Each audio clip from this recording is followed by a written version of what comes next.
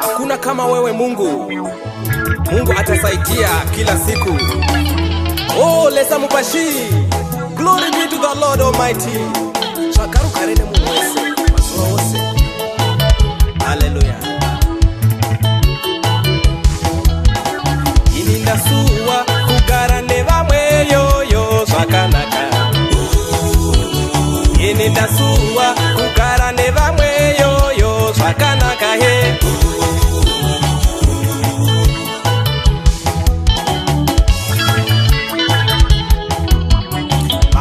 Tamba navo vandipupurire nguva dzose,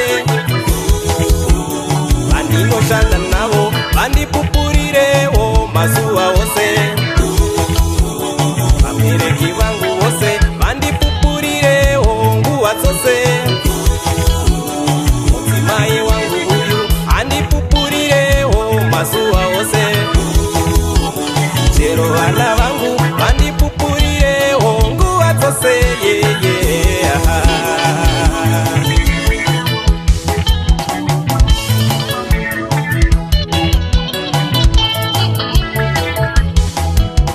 Ndichakeruka he kumunhu wese, ndichakeruka he mazuva ose, ndichakeruka he kumunhu wese, mazuva ose, mazuva ose, mazuva ose, mazuva ose.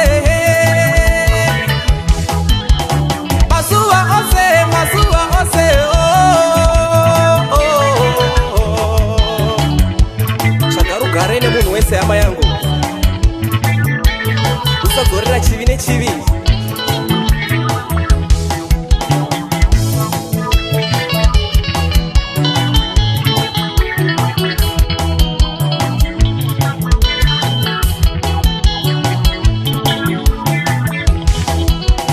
Ini ndasuwa kugara nevamwe yoyo zvakanaka he. Ini ndasuwa kugara nevamwe zvakanaka ha. Ini ndasuwa kugara nevamwe yoyo zvakanaka he. Ini ndasuwa kugara nevamwe yoyo zvakanaka he. Vandinogara navo vandipupurire nguva dzose, vandinoshanda navo vandipupurire mazuva ose. Ndichakeruka he kumunhu wese, ndichakeruka he mazuva ose, ndichakeruka he kumunhu wese.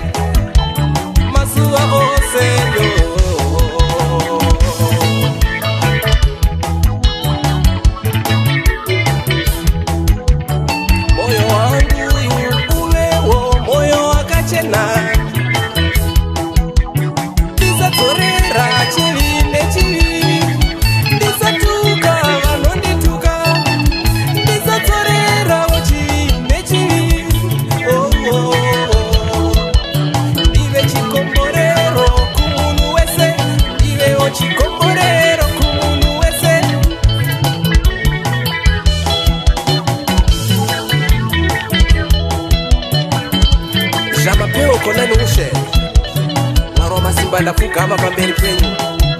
Shandurai moyo wangu, zisayu moyo wedombo, ndiwe ne moyo wa munhu. Saitira vanhu vose utsinye, isadzorera chivi nechivi Mwari. Ndibatsire Ishe wokudenga kuti ndikuraramire Ishe wangu.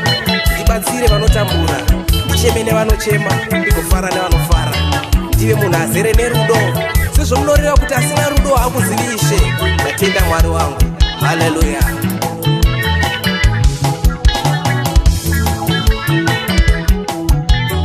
Ini ndasuwa kugara nevamwe yoyo zvakanaka. Ini ndasuwa kugara nevamwe yoyo zvakanaka he. Ini ndasuwa kugara nevamwe yoyo zvakanaka. Ini ndasuwa